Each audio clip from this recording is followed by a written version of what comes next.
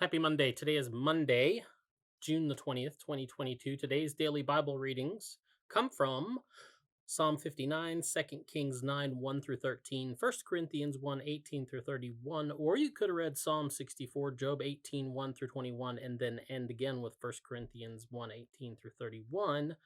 And I'm going to keep with my new tradition of visiting with our friend Malcolm Geit on Mondays and look at one of the Psalms today, but I'm going to pick Psalm 59 because I think I think it makes a good point. Of course, it makes a good point. It's a Psalm, but a lot of times we read the Psalms and we can't necessarily picture ourselves in them, or maybe the feelings are so raw and so real that we almost can picture ourselves too clearly in them, um, and we don't really know what to do with them.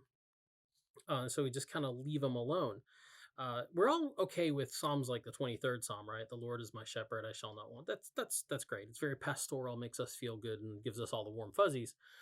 But some of the Psalms, like 59, are pretty aggressive, and we're not sure what to do with them. The church has had this great tradition of praying through the Psalms. Like this idea that the Psalms were ours. We called it the Psalter, and they were to be read and prayed through, as Malcolm Geit says in his sonnet in response to Psalm 59, that we were supposed to pray through them. And a lot of people, that was part of their daily worship and their book of worship. And it's even for Methodists, it's in our hymnal in our book of worship. Every Sunday, we are supposed to have a psalter, but that's a tradition that's been largely abandoned. Even me growing up, I didn't grow up in the Methodist church, I grew up in the American Baptist church. And we did a responsive reading of the hymn every Sunday. But it's not something we do anymore because the Psalms make us feel real uncomfortable sometimes. Especially in today's world, we're not really sure what to do with them. Dietrich Bonhoeffer, and I think I've mentioned this before, so I apologize if you're sitting listening to me going, "Oh, old man, you already told me this," but maybe you didn't catch it the first time. Maybe you should listen again. But anyway, Dietrich Bonhoeffer talks about the Psalms, and he addresses this fact in his book Life Together, that they can be pretty raw. But he says, we're praying them with Christ. The Psalms belong to Christ, and especially the ones that are harsh belong to Christ on the cross. And so we don't pray them necessarily out of our experience, but we pray them with Christ. And so that's a good thing to remember. And also, I really think that today, Malcolm Geit's conversation with the psalmist here in Psalm 59 is probably really important for us to remember.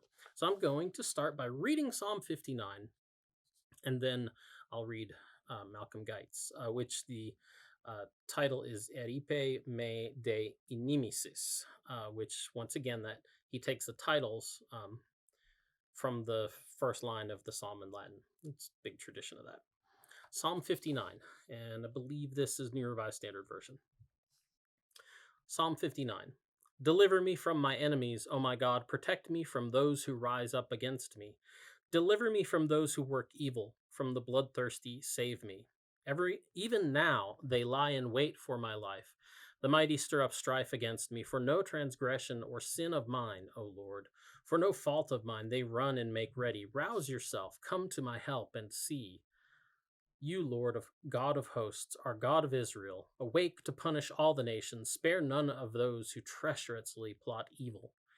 Each evening they come back howling like dogs and prowling about the city. There they are, bellowing with their mouths, with sharp words on their lips, for who they think will hear us. But you laugh at them, O Lord. You hold all the nations in derision. O my strength, I will watch for you, O God, are my fortress. My God, in his steadfast love, will meet me. My God will let me look in triumph on my enemies. Do not kill them, or my people may forget. Make them totter by your power, and bring them down, O Lord, our shield. For the sin of their mouths, the word of their lips, let them be trapped in their pride, for the cursing and lies that they utter. Consume them in wrath, consume them until they are no more. Then it will be known to the ends of the earth that God rules over Jacob. Each evening they come back howling like dogs and prowling about the city. They roam about for food and growl if they do not get their fill.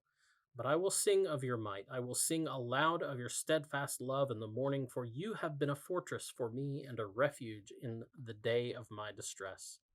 O my strength, I will sing praises to you for you. O God, are my fortress, the God who shows me steadfast love.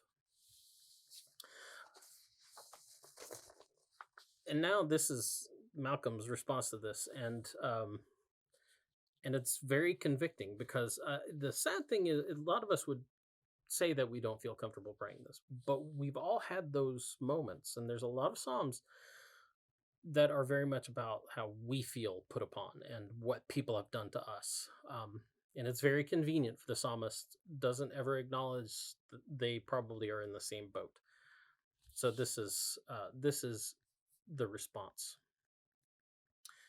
The breach between my practice and my prayer exposes me to malice both without and deep within. I'm only too aware that I can't pray this psalm without some doubt that I myself might be amongst the ones who run around the walls with greedy snout and grudge if they're not satisfied. My groans in prayer to you are sometimes nothing more than my own dog's desire for juicy bones. Deliver me, O Lord, and show me your patience and your mercy. Set me free, not from the sins of others, or the score I sometimes keep of their iniquity, but from my own deep-seated faults and flaws.